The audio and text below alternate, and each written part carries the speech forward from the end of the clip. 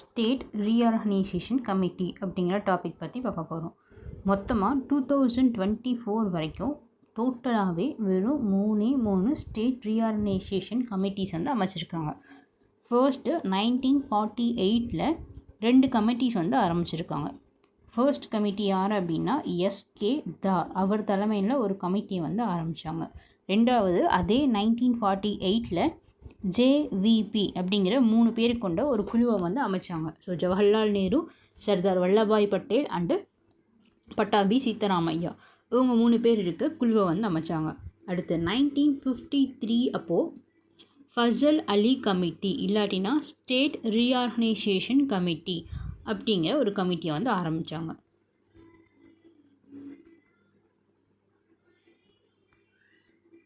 So மொத்தமாகவே state ரீஆர்கனைசேஷனுக்கு அமைக்கப்பட்ட கமிட்டிகள் 3 டில் 2024 வரைக்கும்.